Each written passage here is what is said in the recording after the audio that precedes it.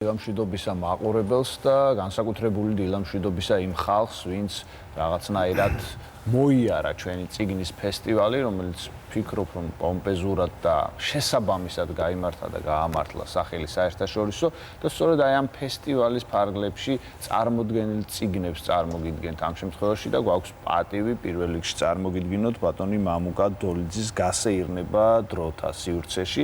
მოგესალმებით ბატონი მამუკა, ძალიან დიდი მადლობა მობრძანებისთვის. ბატონი მამუკა გახლავთ მწერალი, დრამატურგი და ფილოსოფოსი და ეს რაღაც თვალსაზრისით გულისხმობ ფილოსოფიისა და მწერლობის კავშირს ეტყობა წიგნის სათაურსაც გასეირნება დროთა სივრცეში, რომელიც შორეულ ალუზიად შეიძლება მოგვეჩვინოს ძალიან ცნობილი პრუსტის რომანისა.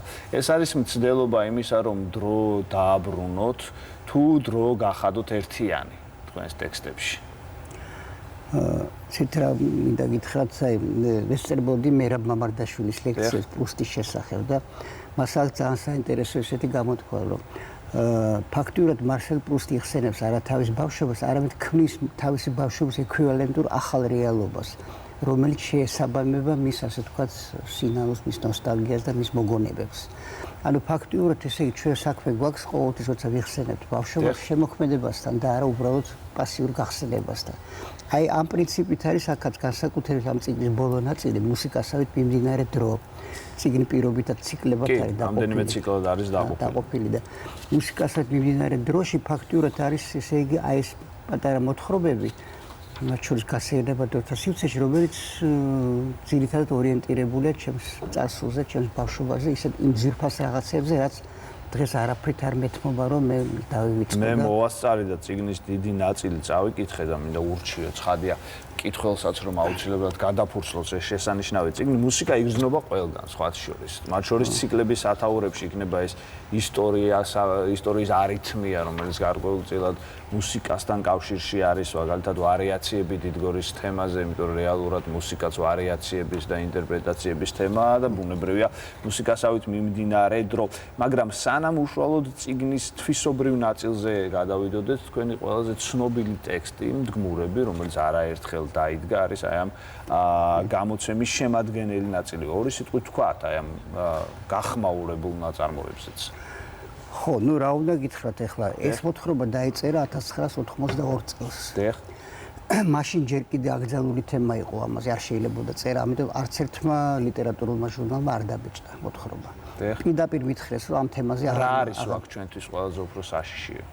აი ეს მდგმურების თემა, რომ საქართველოს უკვე იკარგება ეს ტერიტორიები, რომ მდგმურები ფაქტიურად შემოდიან და იკავებენ ქართულ ტერიტორიაზე ქართველი კაცის აქაც არის ერთგვარი ალუზია მეორე დიდი მწერლის გულისხმობ ჯავახიშვილის ჯაყოს ხიზნებს. ჯაყოს ხიზნებს, რა თქმა უნდა, ხო და აი ეს რაღაცა ბნელი ძალა რო შემოდის, მაგრამ ეს ბნელი ძალა მარტო ჩვენს ტერიტორიაზე კი არ შემოდის, ადამიანის სულში შემოდის, ანუ ადამიანის სულის გაუცხოებაც ხდება ამ დროს.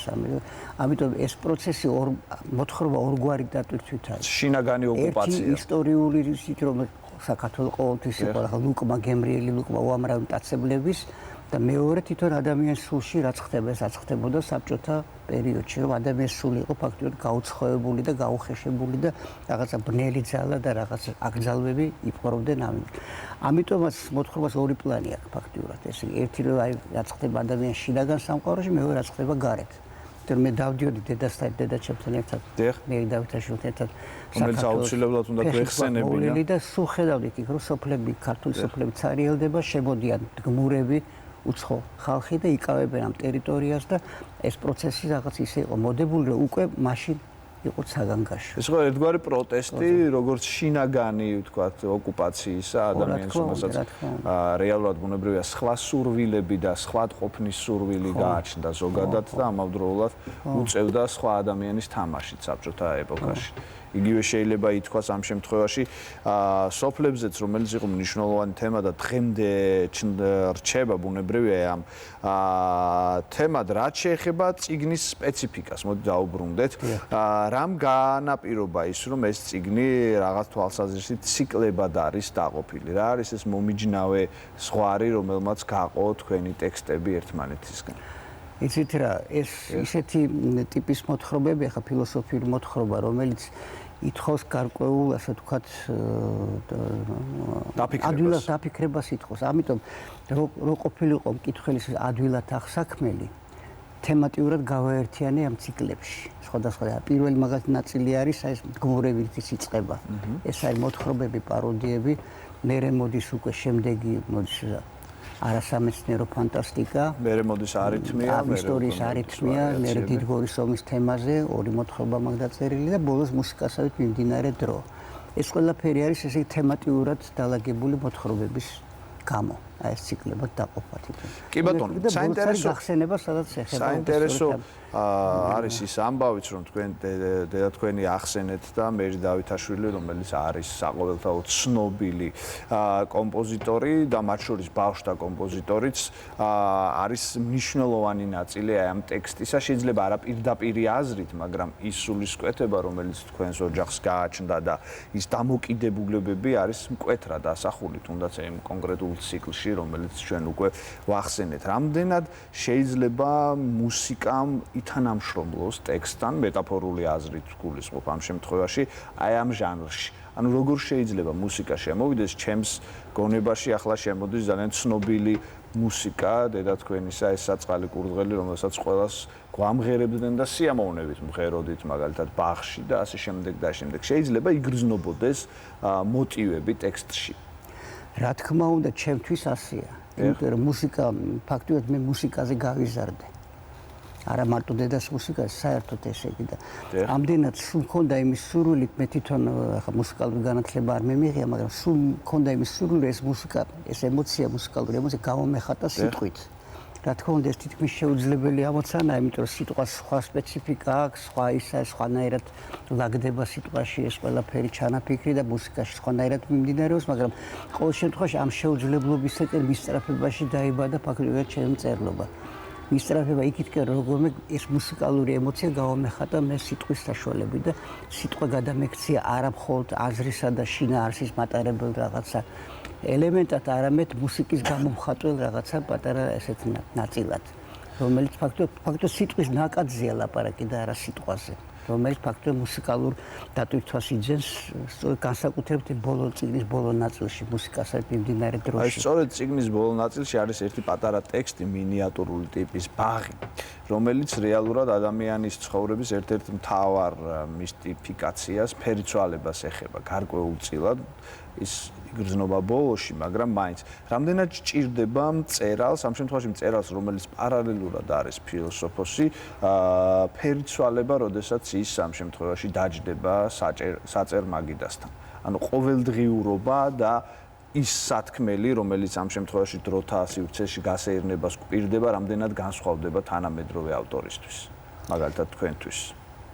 უნდა გითხრათ, რომ ეს პროცესი ფაქტობრივად გაუცნობიერებელი პროცესია, ამიტომ ამ პროცესის ბოლომდე კონტროლი და ბოლომდე განსაზღვრა რისთვის კეთდება, ესა ძალიან ძნელია.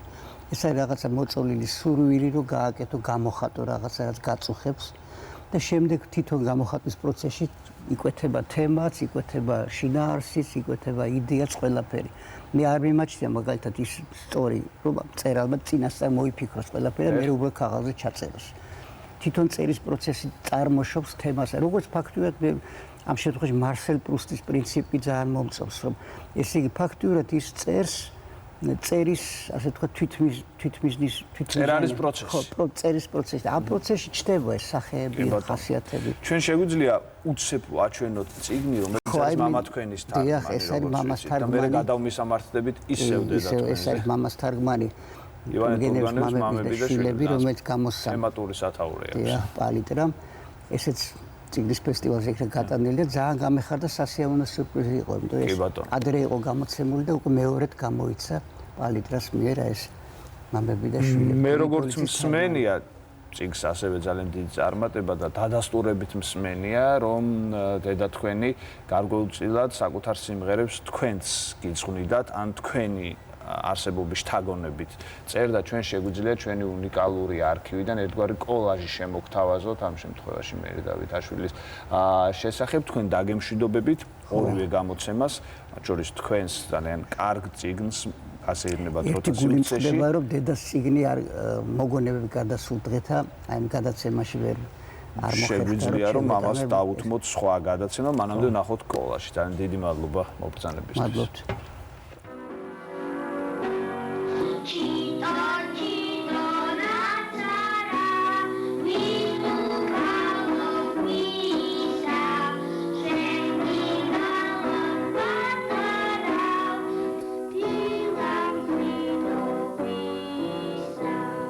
ბევრმა არც ითქვის და ძალიან მიხარია ხა თქვენ რომ ეს თემა წამოიწყეთ რომ უბრალოა იმ მულტიპლიკაციაში თითქოს საბავშვო ფილმში რამოდენა ენერგია და რამოდენა ეს შაქსოვილია შიგა ეს ძალისხმევა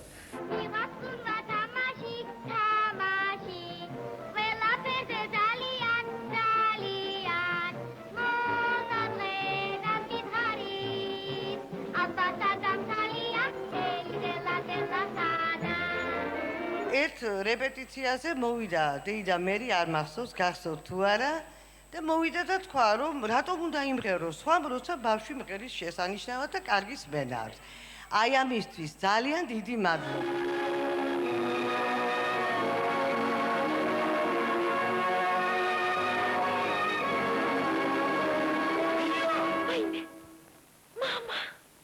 აი უნდა გამოვწყდე რომ ძალიან ბევრი ტექსტი მინახია ყველაფერი მაგრამ ვერ და ანა კალანდაძის ტექსტი ძალიან ადვილად მეწერება. სხვაშორის ორი პოეტი იყო, ასეთი რომელზეც ძალიან იოლად შრომ. ეს ერთი შენი გაცემია და მეორე მაყვალამრევლიშვილი.